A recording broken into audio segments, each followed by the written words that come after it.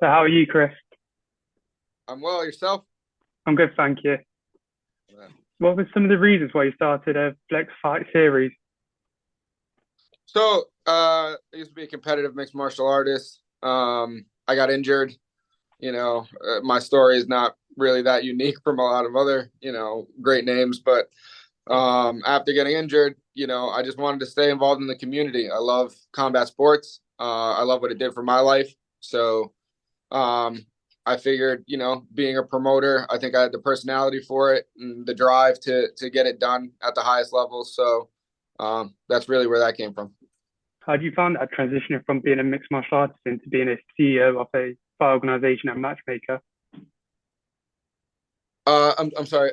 How do I find it? Yeah, how do you find that transition from being an MMA fighter into a CEO and a matchmaker at a fight company?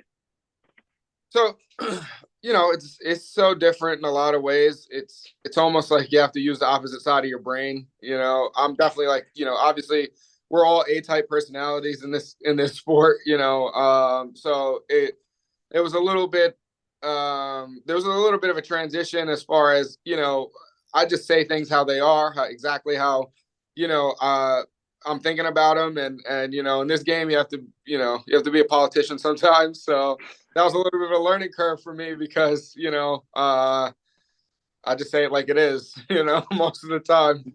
So that was a little bit of a challenge, but I think I found a unique balance. I still say how it is and exactly how and what I want to say, but I think I found a balance. Talk about that balance. What are some of the difficulties you find matchmaking fights? Um, I think I have a God given talent for matchmaking.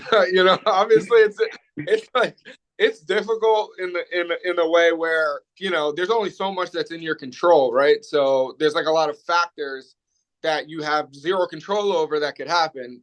But I think that I have a great team behind me. I have a dedicated team behind me, and I think that really helps. Me personally shine within the world of matchmaking because a guy drops out, my whole team's on it. At Flex Fights, it's like, yes, I'm the matchmaker by title, but everyone does everything. You know what I mean? So everybody on my team does every role. So we work as like one cohesive unit, and I think that is like the secret sauce. Obviously, Flex Fight series started in 2021. What's the team looking at? How many people have you got on board? So right now in office, we have about six. Then we have some kind of remote work that go Yeah. that goes.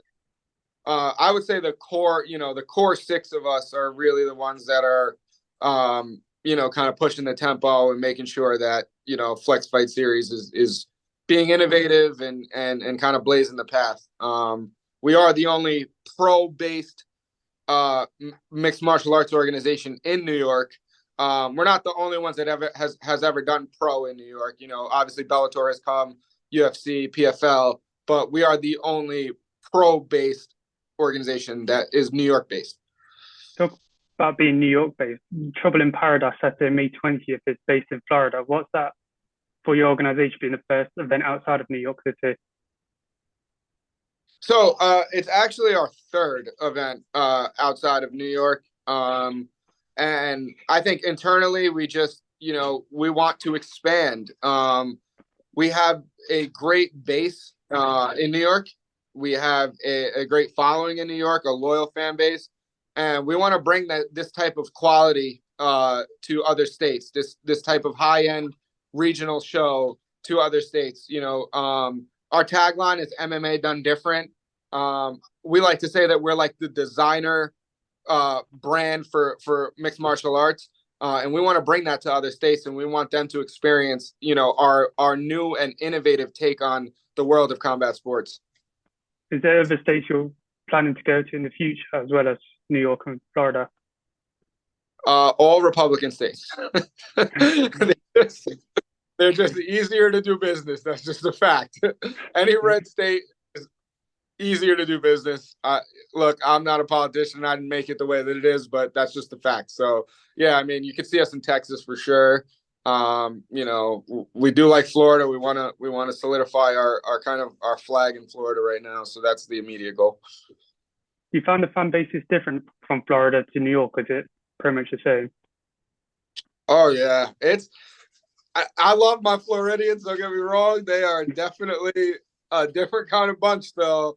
It honestly reminds me of like when I first started like promoting mixed martial arts. Like you still see like the monster shirts and like the crowd and what's that like yeah, it's just a different kind of crowd a little bit, but we love our Floridians. You know what I mean? Um, in New York, I think we have created an environment that's more similar to like boxing, where it's like it's something that you're gonna take your girlfriend to. It's something that you're gonna get dressed up and go to. I don't see too many like hoodies in our crowd or like graphic tees. Like a lot of these guys are wearing like button ups and stuff, and they're really like putting their best foot forward fashion wise. So I would like to do that, in Florida. I think that it'll catch on. It's Flex Fights is kind of like the nightclub meets mixed martial arts, and like kind of has this crazy synergy that, obviously the fights come first, but it's truly an experience. I feel like other promotions you can watch, the UFC, you can watch Bellator, you can watch other promotions. I think Flex Fight Series, you experience Flex Fight Series, and I think that's our mission statement is we want an experience. We want to build an experience. You think that's what makes your organization unique compared to the other ones? Like you said, like you previously mentioned, Bellator and the UFC, that is an all-in-one nightclub and fighting. I'm sorry, I didn't catch that. You kind of broke up a little bit. Just saying, do you think that's what makes Flex Fight Series unique compared to Bellator and the UFC? Definitely. I definitely think that we found this like niche where it's like we're an experience. I don't. It's hard for me to describe because it's an experience. I could like try to describe it to death, but if you come to an event and ask any fan, they will say that it's an experience. So, there's different elements that we like to incorporate, and I love I love UFC. I love Bellator. UFC is the reason why, I started this in the first place, but I also, we as a company never wanted to be a less funded UFC. Like we had many like, meetings about that, and we just saw no upside in being a less funded UFC. So, like as a team, we figured, let's figure out a way to make a new take on consuming combat sports live. What's some of the difficulties, obviously, a smaller organization like yourself will face? Well, what's some difficulties that we face?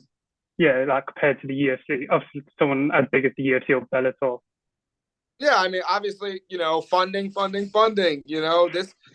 It started off, I came into the fold, actually. I didn't create, so this company used to be called Triton Fights, and then it used to be called KTFO. So it's kind of like followed like a lineage. And, my partner, Nick Canobio, he kind of created the world of what we see on Long Island as far as the opportunity to fight mixed martial arts at this level on Long Island, and the focus on production and making sure that the show looks good. Before it was just like cages in the middle of a gymnasium, and it was more like a high school basketball game where people punching each other in the face. So he kind of created like the need to bring the production value up in the regional level in this area, and then kind of what Flex Fight Series kind of grew into was like this ultra high end kind of designer version of that. So yeah. Do you think it's important to have a high production as well as having good fights on? I think that the promoters that just focus on putting a cage in the room and letting two guys fight, I think they're selfish. And I think that, like I said, I say it how it is. I think that they're selfish, and I think that they're greedy. I think that we always put the experience of the fighters, the coaches, and the fans before profit, and obviously we have to keep the lights on, right? So it's a business. Yeah. So there has to be a balance, but we never approached it from a bottom line perspective where our bottom line, was of more importance than the experience of the fighters, coaches, and fans. So to answer your question, yes, I think it should be mandatory, actually.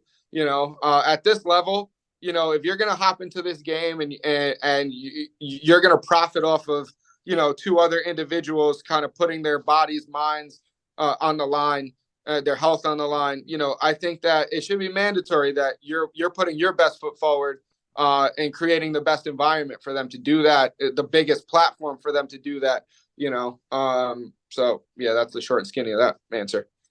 Have you ever found yourself getting emotionally attached to a fighter?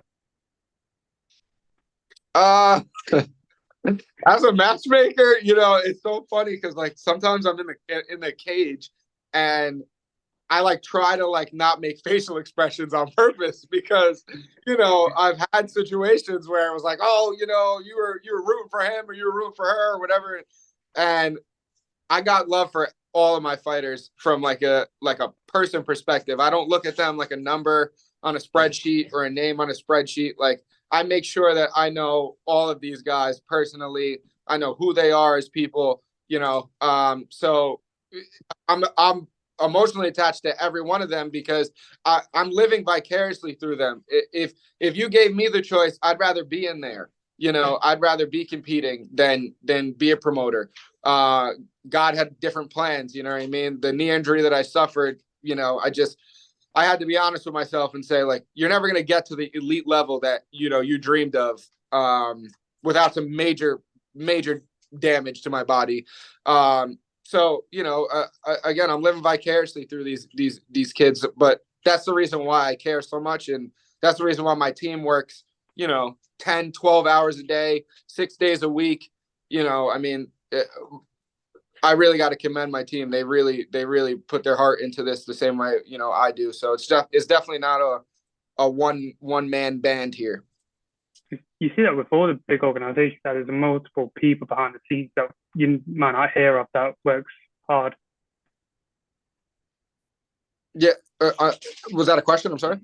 No, just saying that you see that behind the scenes that there's multiple people that work hard that you may not know the names of. Yeah, I mean it's rare that it's like it sucks because sometimes it's a thankless job. You know what I mean? Like we can do 97% of everything correct, and that 3%. It happened this last card. Like we're the only ones doing pro MMA in New York because it's damn near impossible. Like it's very close to impossible, and I hate the word impossible. So if I'm saying it, it's a fact. So it's damn near impossible to do pro MMA in New York. We pull it off, and it's like, a couple of things. There was a couple of areas for improvement, and of course, those were the things that were highlighted. But as a team, we digest those things, and then we put our best foot forward. And the next time our product, hits the streets, those same mistakes won't be made. So, that's just the nature of the beast. But I can't thank my team enough for sure. They don't get enough thanks. That's for sure. How does that feel when you put on a successful card or an event? How does that feeling feel? Yeah, I mean, just naturally, I'm not like that much of an emotional guy, I guess. My girlfriend will say to the detriment of me, but it's the one part, it's the one time I think that I do get emotional, and not so much from like what I've done, but it's again, my team, like it's more like I know the dedication that my team has put into like creating this experience. And like the last show that we did, which was a pro-am show where, there was 1,000 people in the building and we walk outside and you can't see past the line. The line's wrapping around the block. And we had to shut the door down. We had to stop selling tickets. The fire marshal almost shut us down. It's moments like that like where everything clicked together and I know what my team has done. One of the main guys that works with me, his name's TJ Ragusa, and he's actually behind me right now. Say hi, TJ. So he travels an hour and a half every day from Hoboken, New Jersey, all the way out to deep in Long Island on public transportation. First one in the office, sometimes last one out the office. Like, and he works a regular job, and like that's why I love platforms like you for me to be able to get that message out, because there's no real outlet, for the fighters, fans, and coaches to like know that, unless there's guys like you that are allowing us to kind of speak our piece on that. So, it's things like that is like, special, in this world. So most of your people work full-time jobs as well as the flex fight series stuff. Yeah, I mean, most of us do. I think, we're just not at the level where, all of my employees can just do this, but we are headed in that direction. I think we're actually closest to that regionally than anybody that I know, where, I do this full time, obviously, but, it's kind of difficult to, especially in New York, because a hot dog is $7. So, it's definitely difficult for, your employees to just do this, but we're moving in that direction. And thank God I have a great dedicated team behind me that understands, the end game. Do you guys set yourself goals each year for targets you want to hit, maybe revenue-wise, profit-wise? Yeah, absolutely. And by the grace of God, like we've hit for the last 4 shows, at least, we've surpassed every goal that we've set. Opening up Florida is our next major macro goal.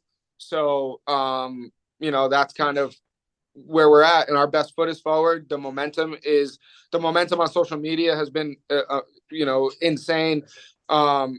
As far as like a regional show, like, we don't try to lie to ourselves and say like, hey, we're the UFC. Like, again, like that's not what we do. But right now, as far as like competition wise, we look at ourselves like, all right, how can we be the apex of regional MMA? And I think that we're there.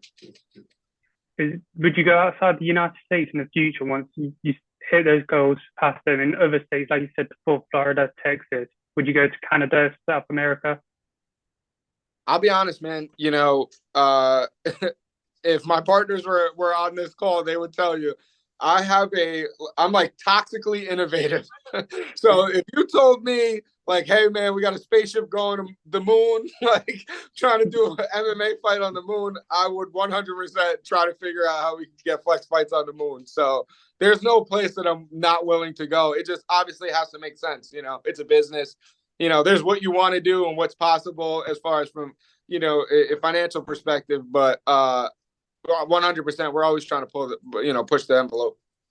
How do you find balancing the needs of fighters, fans, and sponsors when putting on an event, and which one do you prioritize? Fighters come first.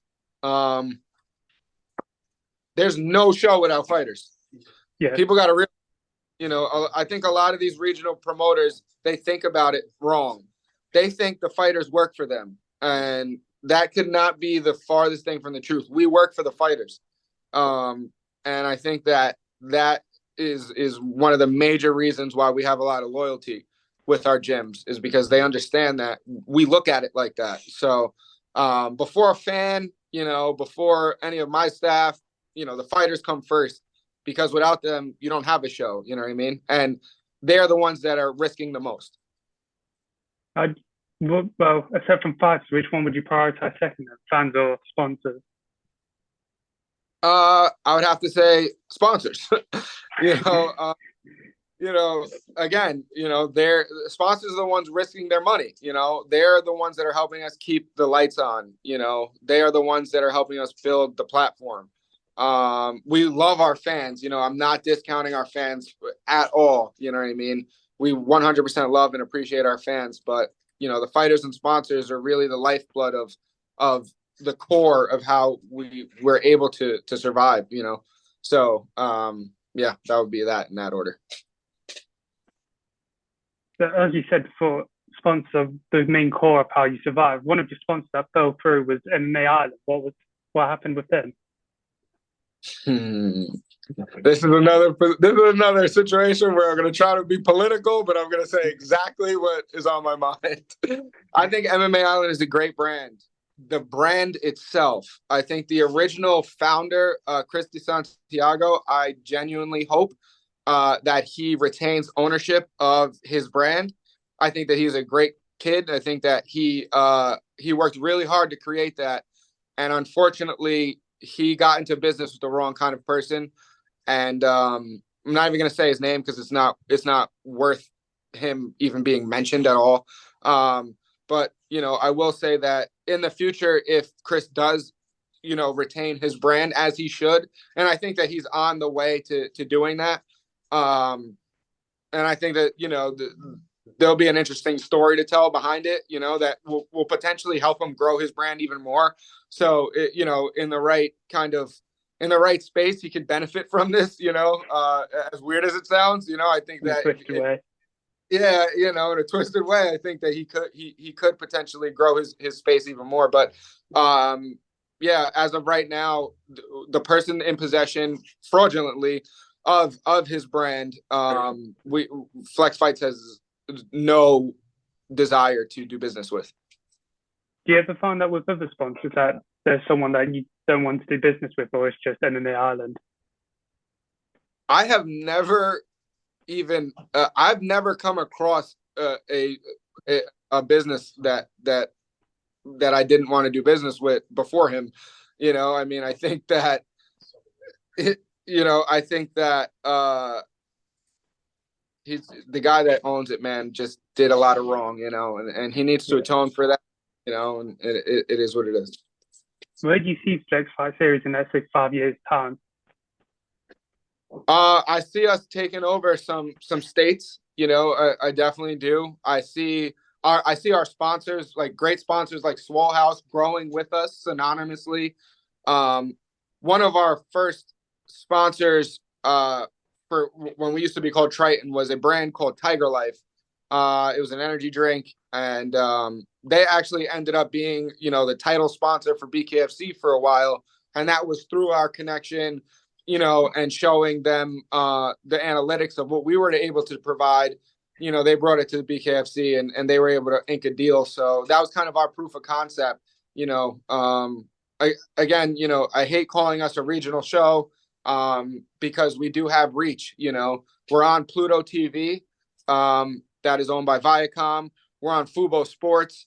And through those two applications, in a quarter, we could do 1 million unique views. So other than a Fight Pass deal, I think that, regionally we have the biggest TV deal going, and we want to grow that. We want to grow that TV audience as well.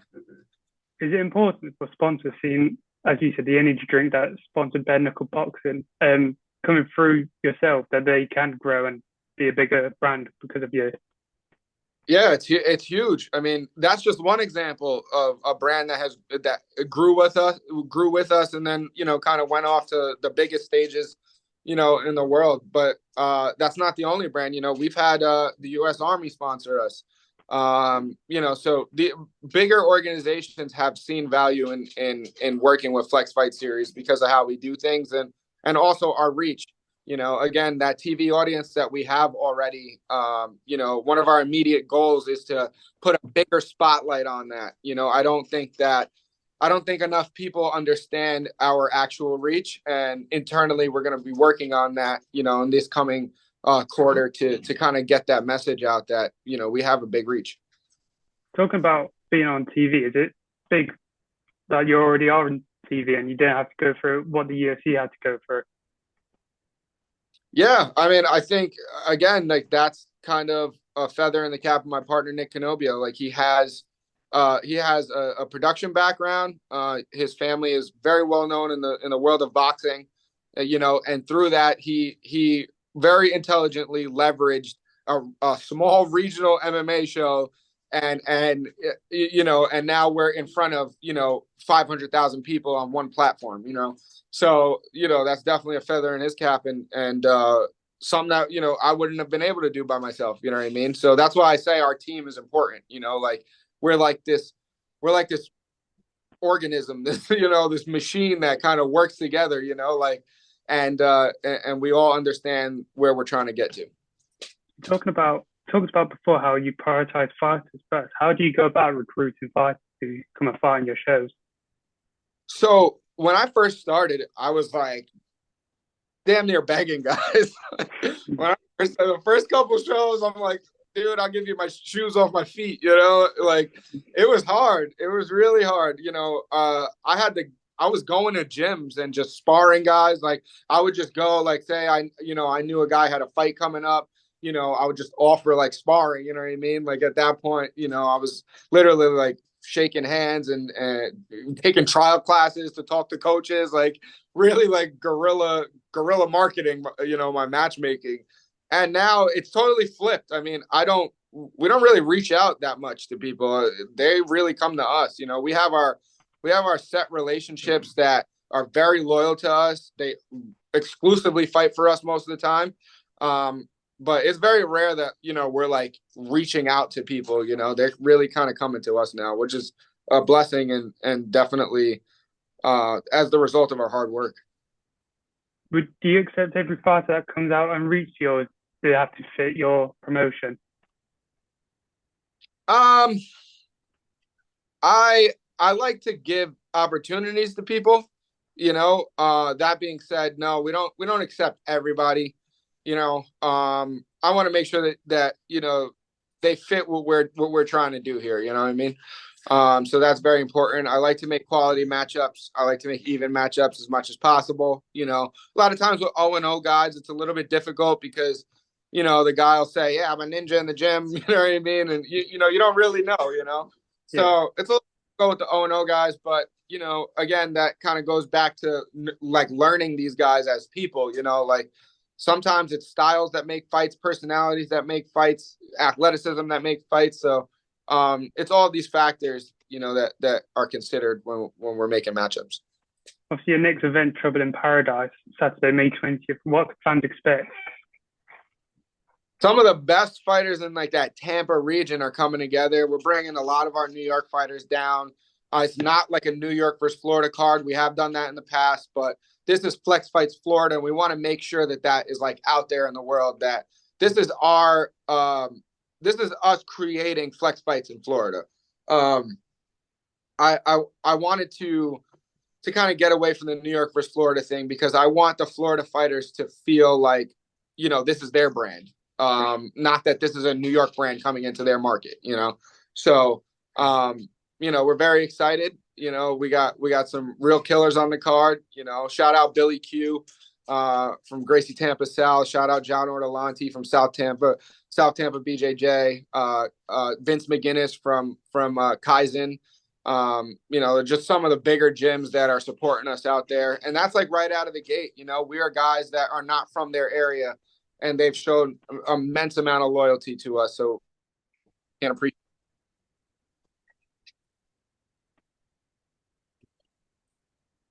Well, thank you, Chris, for coming on. Do I have any more questions for you? I appreciate you, man. Thank you. And, I hope you tune in, man. Let's work closer together, in the future. We will do. Thank you.